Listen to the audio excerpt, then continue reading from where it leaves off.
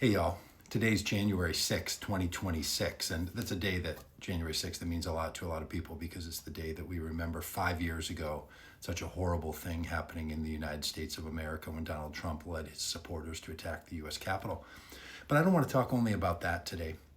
I want to talk about what happened a year later on January 6th, 2022. That was a day that I walked into a guitar shop for the first time in my life to buy a guitar. And that started a 4-year journey, marked today, that I've been playing guitar for 4 years. And I played every day, except one. I took a day off in the first few months because I was concerned I was becoming a little fundamentalist about it. And I just want to reflect a little bit. Every year since, I've done a 1-year reflection on playing guitar. And some of you might only know me as a guitar player. Maybe we've only met on the internet here since then, and you're like, I don't know, seems like that guy has pictures of himself playing guitars and has them in the background of his videos and posts videos about it. But I haven't always played. In fact, I had never strummed a guitar until I walked into Twin Town Guitars in Minneapolis, to buy a guitar. The journey had started in my mind about 10 days earlier in a conversation with a very dear friend of mine, Tim Lyles, who has since passed away, and he's been my guitar teacher, and I think about him so much and love you so much, Tim. But I was asking him if someone my age, an older person, could learn to play guitar. I was 55 years old at the time. I didn't know if it was possible, for older people. I didn't know anything about guitars. I'd been around guitar players, I'd been around musicians, I loved music, but guitar was always on the other side of the glass for me. I could see it, but I couldn't do it. I didn't even try to do it because somewhere in my mind I told myself, well, you don't play guitar, and somehow that had just become a settled reality until one day I decided to change it, and that led me to a conversation with Tim. You can watch other videos if you care about that whole journey and how I got there. But something had to change in my mind.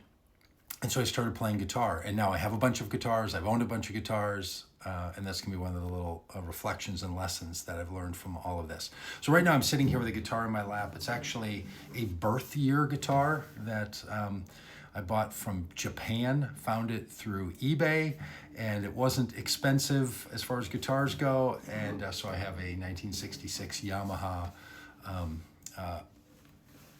nylon string guitar that won't stay in tune. I think it's the problem with the guitars being this old. So, having a guitar that won't stay in tune that's the same birth year as me that can't stay in tune, seems like a pretty good little fit.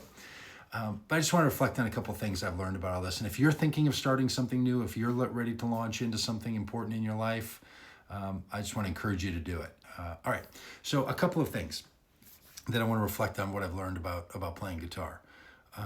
Number one is you're going to be you if you start playing guitar. Like however you do your life, that's what you're going to bring to guitar. This is true, I think, of all the new things we start. If we believe we're going to start a new project, we're going to learn a new skill, we're going to start something different because we want to be different, we have to recognize we're also going to bring with us all the ways that we do things. So the reason I have a bunch of guitars, the reason I get obsessive about watching videos and learning about them and knowing things and talking to people is, in fact, my wife bought me this shirt for Christmas that says, this kind of stuff on it. Things I do in my spare time. I watch guitar videos, I play guitar, I talk about guitar videos. This kind of stuff is hilarious.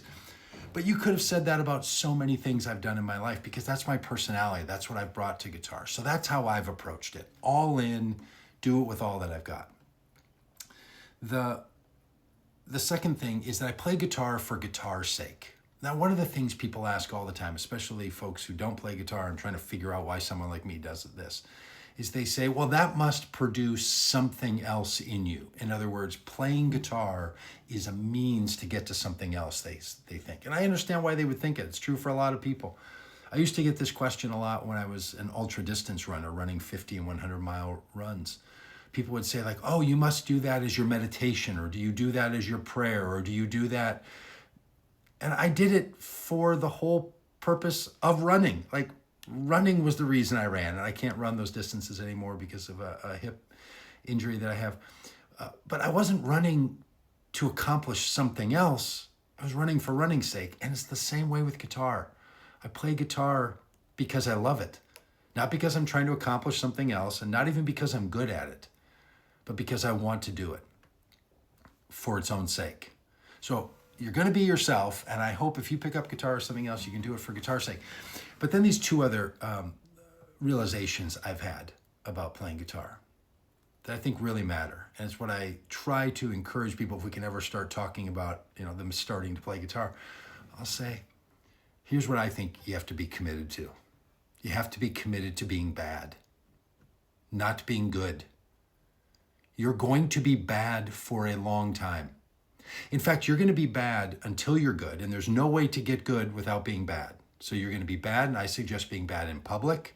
I suggest being not very enjoyable to listen to when other people are around, because that's a stage of getting good. But the commitment to being bad has to be long-term, and here's why.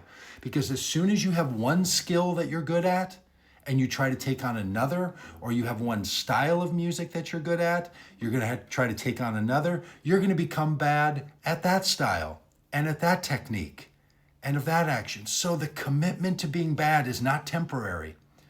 It's a permanent state of being. Be bad.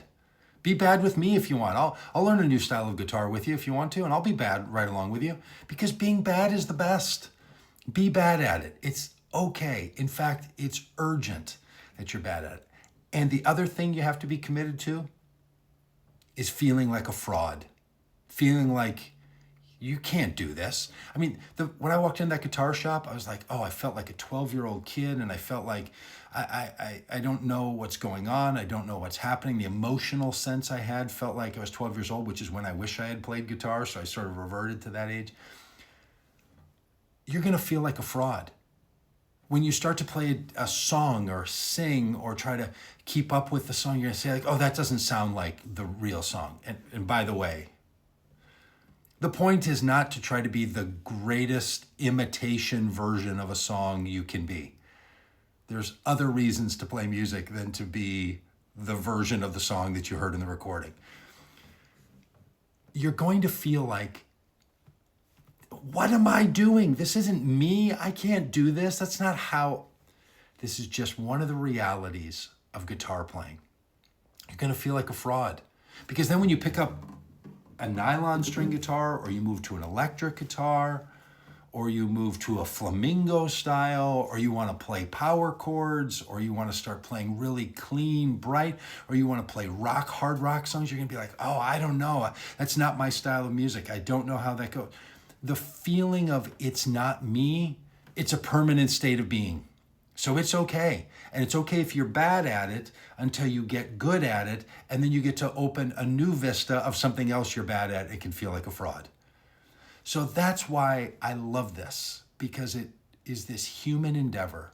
You get to be bad before you're good. You feel like a fraud before you feel comfortable. You're going to be you.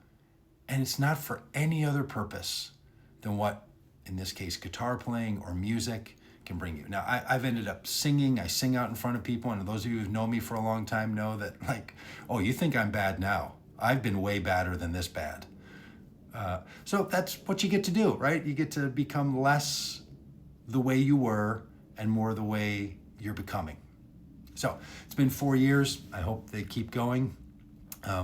Because I loved running so much and ran for 10 years, and now I can't. I worry, because that's what I do, but I worry that, something's going to happen to my hand or my arm or something, and my fingers, and I'm not going to be able to play. And that kind of feeling, you reach something great, something that you love for its own sake, and then it's going to be taken from you. That's just a reality that I deal with. I know some of you I've talked about this with a bunch of people, and they feel the same way about things that matter to them. But anyway, on my 4-year guitar-versary, I wanted to say, you can do whatever the thing is you want to do. And I'm only 4 years into it. I think I'm going to live a little while longer. And that's my plan anyway. And I don't know, I might play guitar for decades. And right now, it's just the very beginning. And I hope when I'm done playing, I can have the same smile on my face about this that I have right now. So thanks for putting up with a near 10-minute video. And if, the internet lets you even see this, that's a miracle in and of itself. And I kind of wish I'd started playing guitar on a day that wasn't January 6th. But then maybe I think it was the perfect day in a different year to bring some joy on such a dark day. So thanks a lot, y'all. See ya.